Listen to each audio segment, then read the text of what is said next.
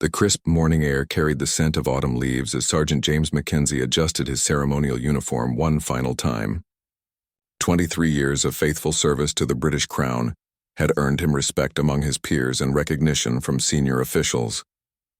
His polished boots clicked against the cobblestones of Windsor Castle as he made his way to his assigned post at the main entrance.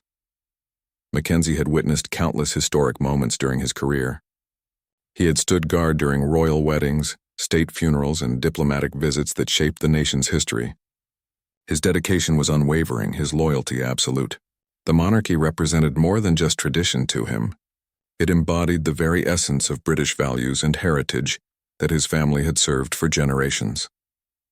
As the first rays of sunlight illuminated the castle walls, Mackenzie noticed unusual activity among the staff. Whispered conversations and hurried preparations suggested something significant was about to happen. The coronation of King Charles III had taken place months earlier, but the aftermath continued to send ripples through the royal household and the broader public consciousness. The news had been circulating for weeks about Queen Camilla's official recognition and her growing role within the royal family. Public opinion remained divided, with some embracing the change while others harbored deep reservations about her ascension to such a prestigious position. Mackenzie found himself among those who struggled to accept what they perceived as a fundamental shift in royal tradition. His fellow guards had noticed his growing unease in recent days.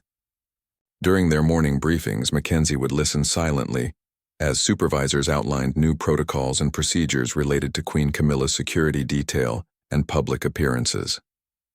His jaw would tighten, and his hands would clench involuntarily whenever her name was mentioned in official capacity. The weight of his internal conflict had been building for months. Mackenzie had served under Queen Elizabeth II for most of his career, and her passing had left a profound void in his understanding of what the monarchy represented.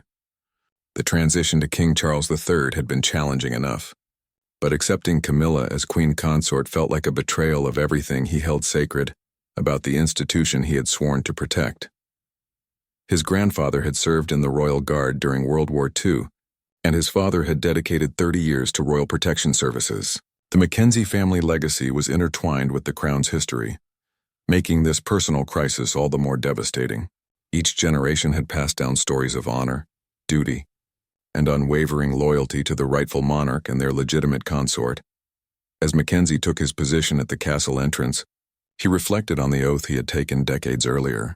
The words echoed in his mind with renewed significance: to serve and protect the crown with honor and dignity. But what happened when personal conviction clashed with professional duty? What happened when a guard believed that recognizing someone as queen would dishonor the very institution he had pledged to defend? The morning briefing had included specific instructions about Queen Camilla's scheduled visit later that day. Mackenzie was assigned to the ceremonial guard detail that would acknowledge her arrival with traditional honors.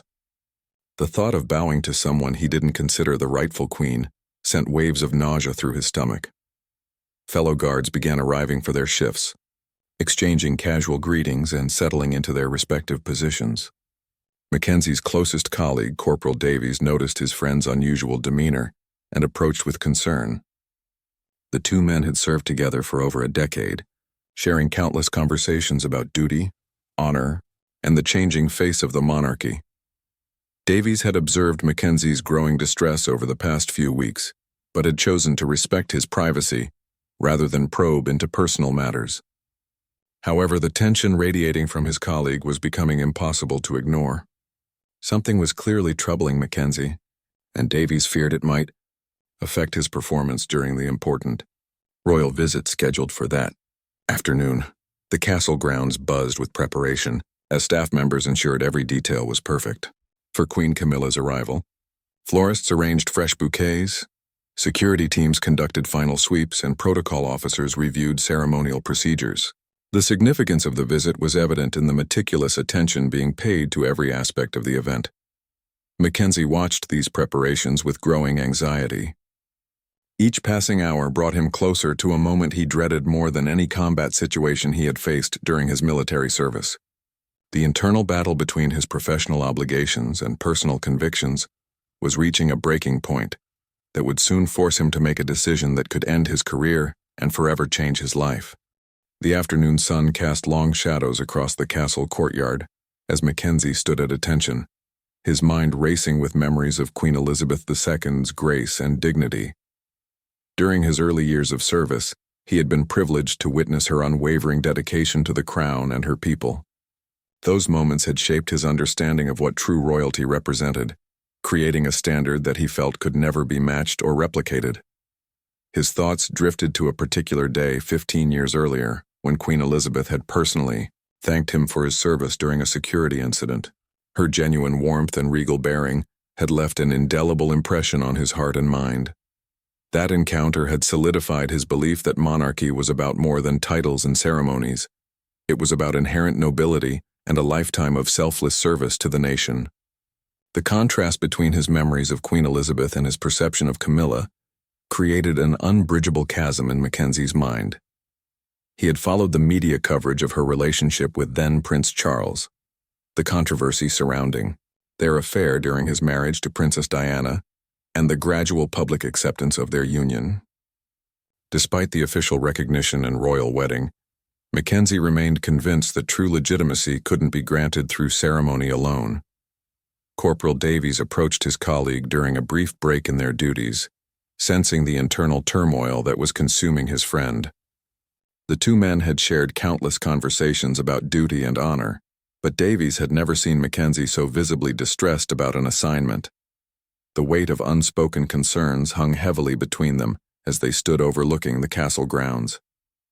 Mackenzie confided his struggles to Davies, explaining how he felt caught between his professional obligations and his personal convictions. The idea of performing the traditional honors for someone he didn't consider the rightful queen felt like a betrayal of everything he held sacred. Davies listened carefully, understanding his friend's dilemma while recognizing the dangerous path such thinking could lead them down. The conversation revealed the depth of Mackenzie's internal conflict. He spoke passionately about the sanctity of royal tradition and the importance of legitimate succession. In his view, accepting Camilla as queen consort represented a fundamental compromise of the values that had guided the monarchy for centuries. The institution he had sworn to protect was being diminished by what he perceived as political convenience rather than royal legitimacy. Davies attempted to reason with his colleague, pointing out that their duty was to serve the crown as it existed, not as they might wish it to be. The monarchy had evolved throughout history, adapting to changing circumstances while maintaining its essential character. Personal opinions about individual royals couldn't be allowed to interfere with professional responsibilities, regardless of how strongly those opinions were held. The discussion became increasingly heated as Mackenzie defended his position with growing passion. He cited historical precedents and royal traditions that he believed were being violated by Camilla's elevation to queen consort. His knowledge of royal history was extensive, and he used it to support his argument that the current situation was unprecedented and unacceptable. As the time approached for Queen Camilla's arrival, Mackenzie's anxiety reached new heights. The ceremonial preparations were nearly complete, and his fellow guards were taking their positions for the formal reception. The weight of his uniform felt heavier than usual, and the significance of his oath of service pressed down upon him like a physical burden. The royal advance team arrived to conduct final security checks and coordinate with the castle guards. Mackenzie watched their professional efficiency with growing dread, knowing that their presence meant Queen Camilla's arrival was imminent. Every protocol and procedure had been designed to honor her position, but in Mackenzie's mind, those same protocols were about to be used to legitimize what he considered an illegitimate claim to the throne. His hands trembled slightly as he adjusted his ceremonial sword, a weapon that symbolized his oath to defend the crown against all threats. The irony wasn't lost on him that he now viewed the very person he was meant to honor as a threat to the institution he had pledged to protect. The conflict between his personal beliefs and professional duties had reached a point where compromise seemed impossible. Fellow guards began assembling in formation, their movements precise and coordinated after years of training and experience. Mackenzie took his assigned position, but his heart raced with the knowledge that he was about to face the most challenging moment of his career. The ceremony that was meant to demonstrate unity and respect threatened to become the stage for an act of defiance that could have far-reaching consequences. The castle bells began to chime, signaling that Queen Camilla's motorcade was approaching the gates. Mackenzie's decision was no longer theoretical. Within minutes, he would be required to choose between his professional duty and his personal convictions. The weight of that choice pressed down upon him as he stood at attention, knowing that his next actions would define not only his future, but also his understanding of honor, duty, and the true meaning of service to the crown. The black Bentley limousine glided through the castle gates with regal elegance, its polished surface reflecting the afternoon sunlight. Mackenzie stood rigid in formation with his fellow guards, his heart pounding so loudly he was certain others could hear it. The moment he had been dreading for weeks was finally upon him, and there was no escape from the decision that would define his character and career. Queen Camilla emerged from the vehicle with practiced grace, her smile warm and genuine as she acknowledged the assembled staff and dignitaries. She wore an elegant navy blue coat dress with matching hat, every detail of her appearance carefully chosen to reflect her royal status. The sight of her confidence and poise only intensified Mackenzie's internal struggle, as he grappled with the disconnect between her obvious preparation for the role and his fundamental objection to her legitimacy. The ceremonial protocol began exactly as rehearsed, with senior castle officials stepping forward to greet Queen Camilla. Each bow and curtsy was performed with military precision, demonstrating the respect and reverence traditionally accorded to visiting royalty. Mackenzie watched these displays of deference with growing agitation, feeling as though he was witnessing an elaborate performance rather than a genuine demonstration of royal respect.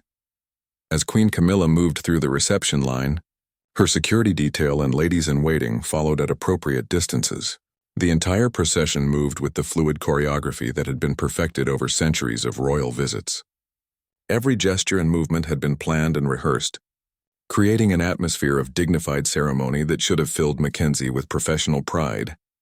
Instead, he found himself focusing on what he perceived as the artificial nature of the proceedings. In his mind, the ceremony was a hollow imitation of the genuine respect and reverence that had characterized similar events during Queen Elizabeth's reign. The traditional forms were being observed, but the spiritual essence of royal legitimacy was absent, replaced by political expediency and public relations management. The moment arrived when Queen Camilla approached the honor guard formation where Mackenzie stood. Protocol demanded that each guard acknowledge her presence with a formal salute and respectful bow. This simple gesture, performed thousands of times throughout his career, now felt like an insurmountable obstacle that threatened to compromise everything he believed about honor and integrity. His fellow guards executed their movements flawlessly, their salutes crisp and their bows respectful. Mackenzie could feel their collective breath as Queen Camilla moved closer to his position in the formation. The weight of expectation from his colleagues, superiors, and the watching dignitaries created an almost unbearable pressure that threatened to overwhelm his resolve. As Queen Camilla stopped directly in front of him, Mackenzie felt time slow to a crawl. Her eyes met his briefly, and he saw a moment of gentle recognition in her expression. She had undoubtedly been briefed about the guard members and their exemplary service records. Her slight nod seemed to acknowledge his dedication and professionalism, making his planned act of defiance even more difficult to execute. The silence stretched between them as Mackenzie remained motionless, his body refusing to perform the expected salute. His fellow guards began to notice his hesitation, their peripheral vision catching his failure to execute the ceremonial greeting. The moment that should have lasted mere seconds began to feel like an eternity as Mackenzie stood frozen between his conflicting loyalties. Queen Camilla's expression shifted from gentle acknowledgement to puzzled concern as she realized something was amiss. Her training in royal protocol had prepared her for many situations, but a guard's refusal to acknowledge her presence was unprecedented in her experience. The awkwardness of the moment began to ripple through the assembled crowd as whispers and confused glances were exchanged. Mackenzie's commanding officer, Captain Reynolds, noticed the disruption from his position overseeing the ceremony. His face flushed with embarrassment and anger as he realized one of his most trusted guards was creating a diplomatic incident during a high-profile royal visit. The potential consequences of such a breach of protocol could affect not only Mackenzie's career but also the reputation of the entire guard unit. The tension in the courtyard became palpable as seconds continued to tick by without Mackenzie's acknowledgement. Queen Camilla, displaying remarkable composure under the circumstances, maintained her dignified bearing while clearly recognizing that she was witnessing an unprecedented act of defiance. Her security detail began to shift uncomfortably, unsure how to respond to a situation that wasn't covered in their standard procedures. Davies, standing nearby in the formation, felt his own heart racing as he watched his friend's career potentially self-destruct in real time. The conversation they had shared earlier suddenly took on new significance as he realized Mackenzie was actually following through on his threatened act of conscience.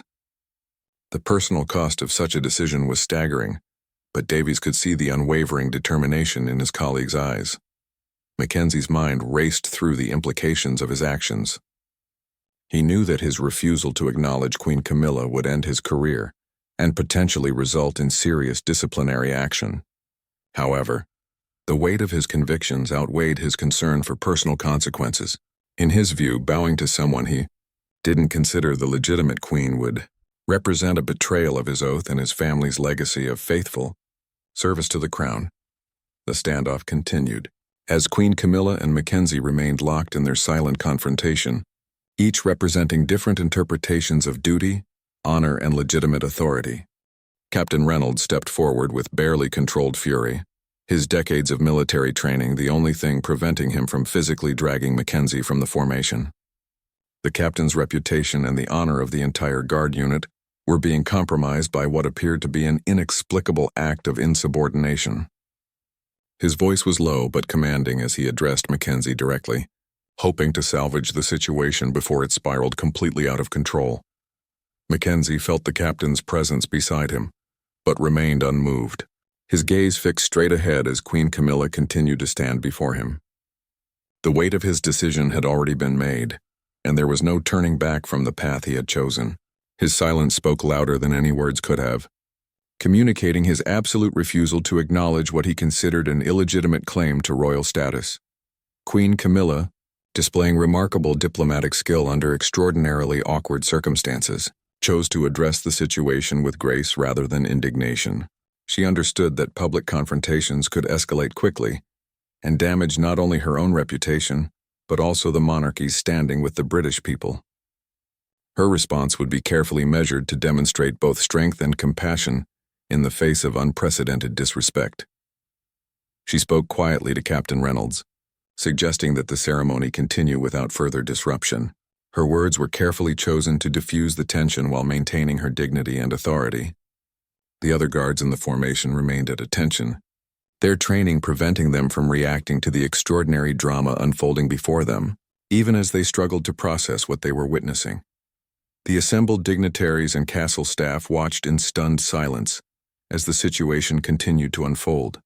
Many had never witnessed such a blatant breach of royal protocol, and they were unsure how to react appropriately.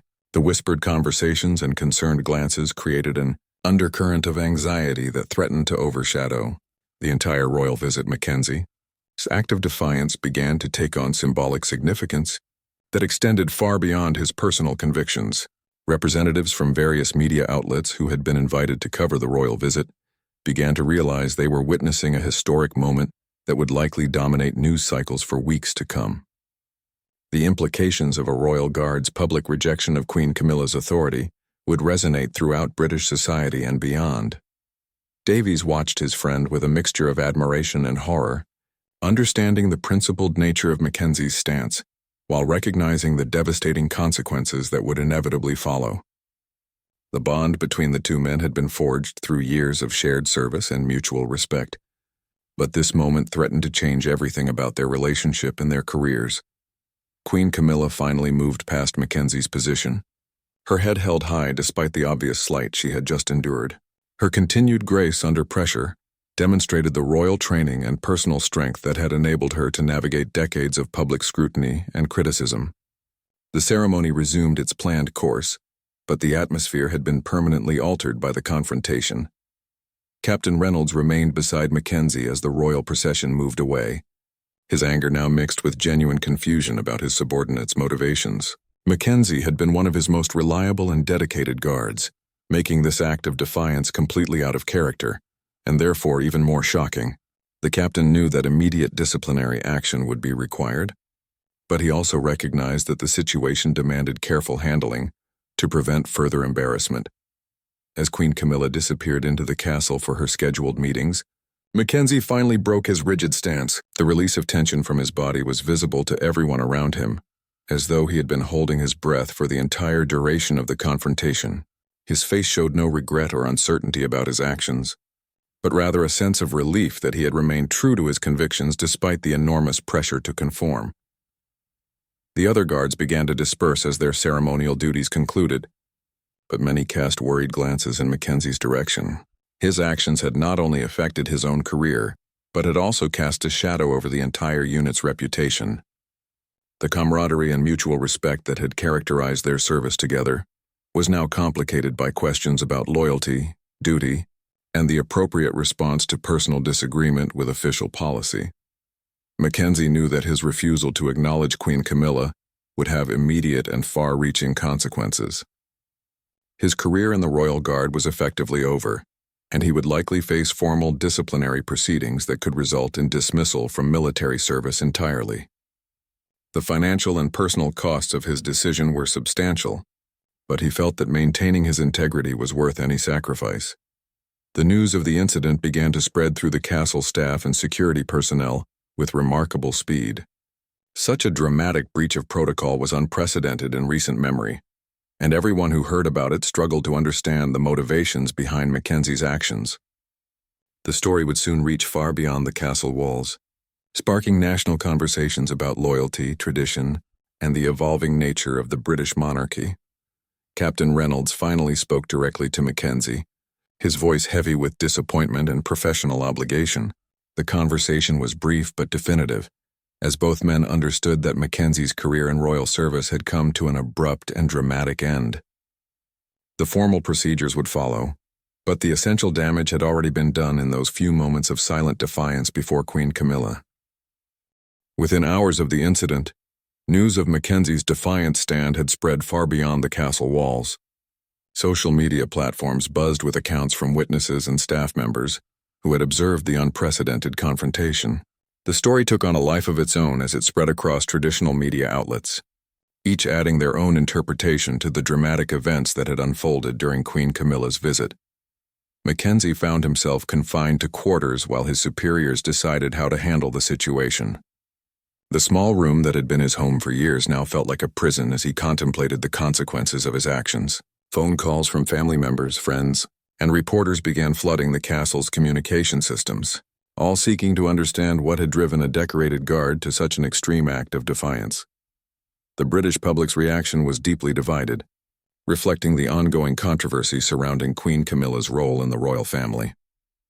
Supporters of Mackenzie praised his courage in standing up for what he believed were traditional royal values, while critics condemned his disrespectful behavior toward a member of the royal family. The incident became a lightning rod for broader debates about the monarchy's legitimacy and the public's acceptance of Camilla as queen consort. Television news programs dedicated extensive coverage to analyzing the implications of Mackenzie's actions. Royal correspondents and constitutional experts were interviewed extensively, offering various perspectives on the precedent being set and the potential impact on royal protocol. The incident was being framed as either a principled stand for traditional values or a dangerous act of insubordination that threatened the stability of the monarchy. Inside the castle, emergency meetings were being held to determine the appropriate response to the crisis. Senior officials recognized that their handling of the situation would send important messages about the royal family's authority and the consequences of public defiance. The decision-making process was complicated by the need to balance discipline with the potential for creating a martyr figure who could inspire further acts of rebellion. Mackenzie's family members began receiving calls from reporters seeking background information and personal insights into his motivations. His elderly father, himself a retired royal guard, struggled to understand how his son's dedication to the crown had led to such a dramatic confrontation. The family legacy of faithful service that had been a source of pride for generations was now complicated by questions about the nature of true loyalty. visited his friend during the brief periods when such contact was permitted, bringing news from the outside world and offering moral support during what was clearly the most difficult period of Mackenzie's life. Their conversations were carefully monitored, but Davies was able to convey the mixed reactions that Mackenzie's actions had generated among their fellow guards and the broader public.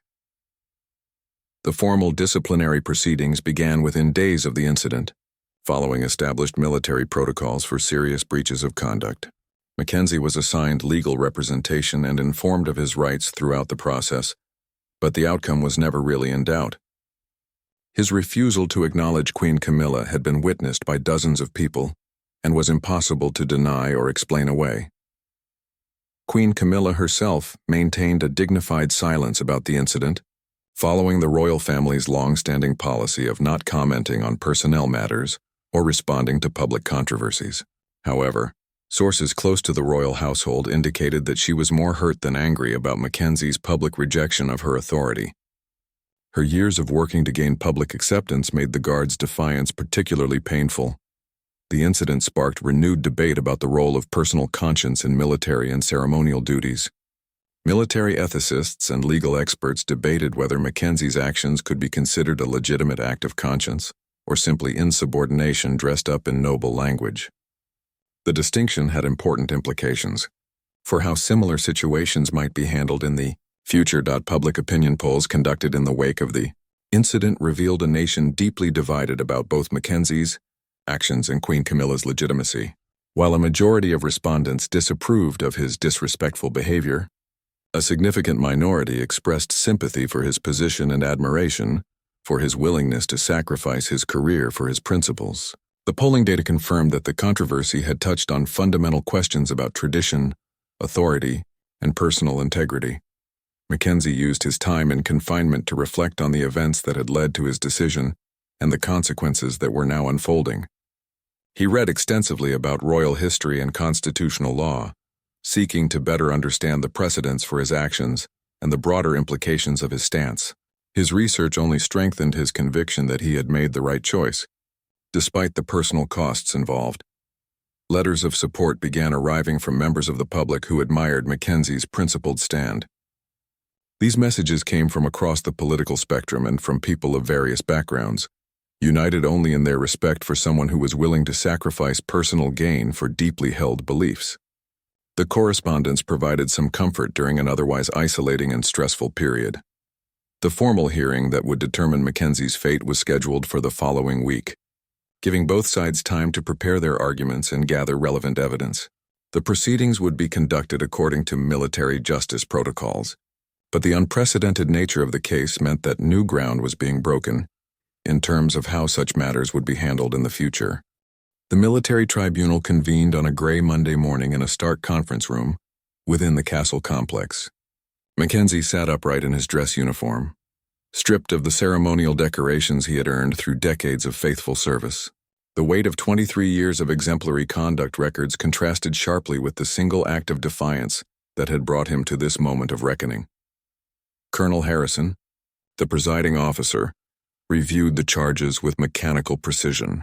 Insubordination, failure to perform assigned duties, and conduct prejudicial to good order and discipline were formally read into the record. Each charge carried serious consequences, but everyone present understood that the real issue was much deeper than simple military justice. This case was about the boundaries of conscience and the limits of personal conviction within the rigid structure of royal service. Mackenzie's defense counsel, Major Sarah Thompson, argued passionately that her client's actions represented a legitimate exercise of moral conscience rather than simple defiance. She cited historical precedents where military personnel had been protected for refusing orders that violated their fundamental beliefs. However, the precedents were few and far between, and none had involved such a public and symbolic rejection of royal authority. The prosecution presented a straightforward case that focused on the clear violation of protocol and the potential damage to royal dignity and military discipline. Captain Reynolds testified about Mackenzie's exemplary service record, which made his testimony about the defendant's breach of duty all the more damaging. The captain's obvious personal disappointment was evident as he described the unprecedented nature of the incident. Witnesses from the royal household described the awkwardness and embarrassment that Mackenzie's actions had caused during what should have been a routine ceremonial visit. Their testimony painted a picture of a dedicated professional who had allowed personal beliefs to override his sworn duties, creating a diplomatic incident that had reverberated far beyond the castle walls. Mackenzie chose to testify on his own behalf, speaking with quiet dignity about his family's long history of royal service and his own unwavering loyalty to the crown. He explained his belief that true loyalty sometimes required difficult choices, and that his refusal to acknowledge Queen Camilla was actually an act of fidelity to the principles he had sworn to uphold. His words were measured and respectful, but his conviction was unmistakable. The defendant's testimony revealed the depth of his struggle with the situation and the careful consideration he had given to his actions. Mackenzie spoke about sleepless nights spent wrestling with his conscience and the painful realization that he could not compromise his fundamental beliefs, even at great personal cost. His sincerity was evident, but it did little to mitigate the serious nature of his breach of protocol.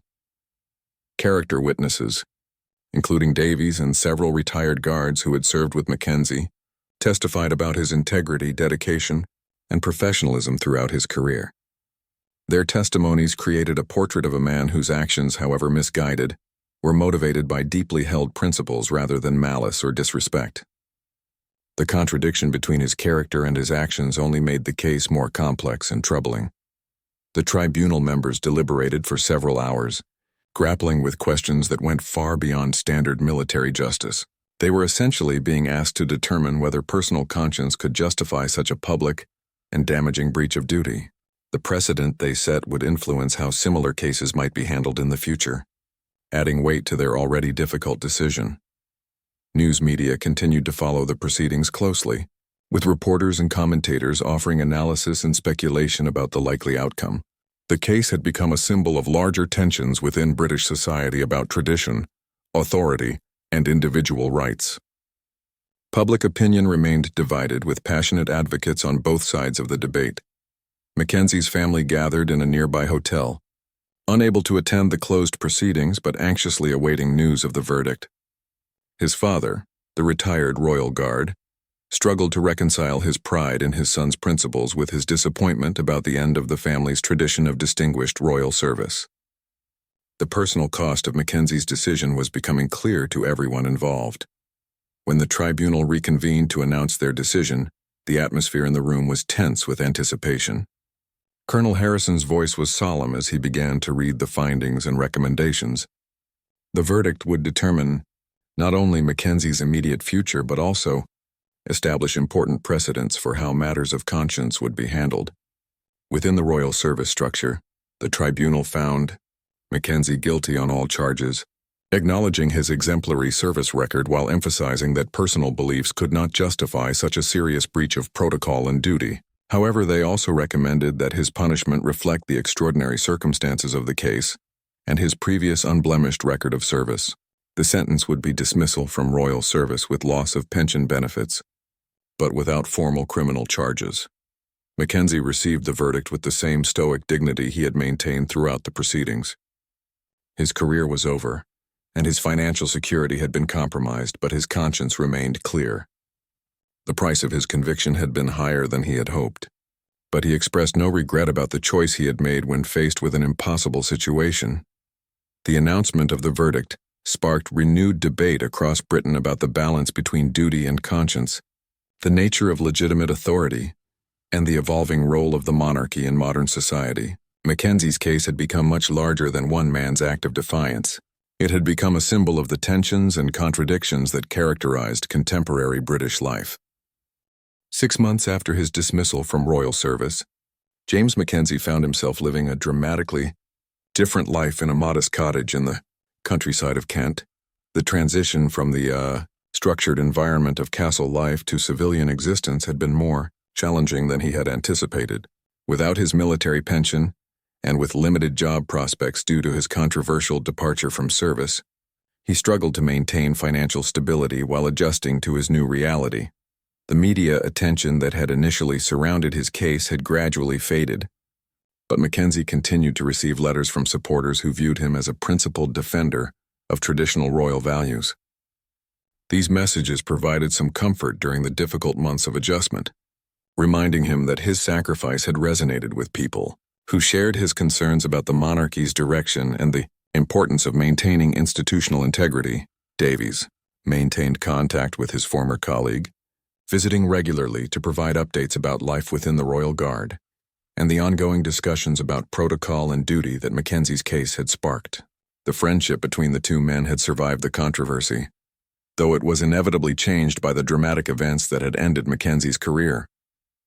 Their conversations often touched on questions of loyalty, principle, and the personal costs of standing up for deeply held beliefs.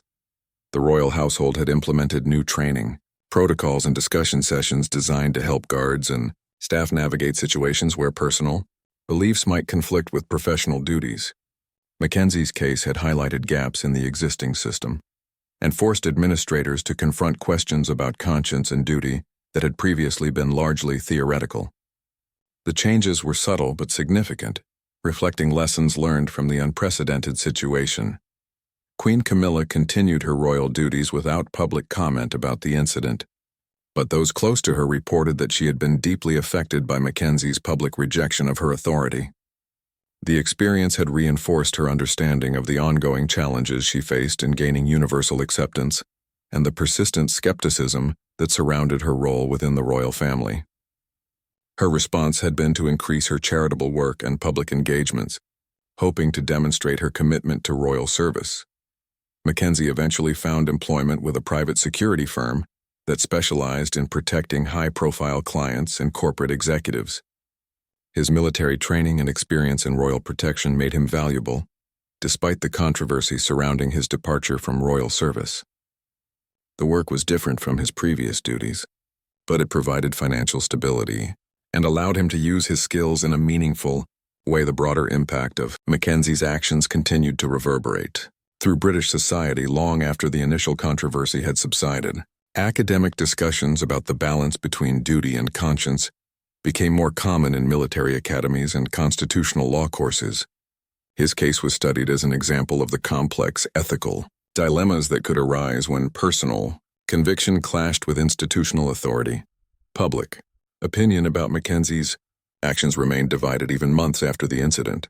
Polls showed that while most British citizens disapproved of his disrespectful behavior toward Queen Camilla, a significant minority continued to admire his willingness to sacrifice his career for his principles. The ongoing debate reflected deeper tensions within British society about tradition, authority, and the appropriate limits of personal conscience. Mackenzie began writing a memoir about his experiences in royal service and the events that led to his dramatic departure.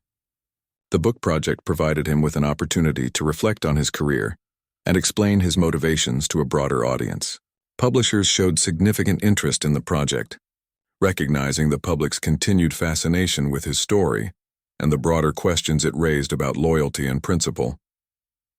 The Royal Guard unit gradually returned to normal operations, but Mackenzie's actions had left a lasting impact on the culture and conversations within the organization.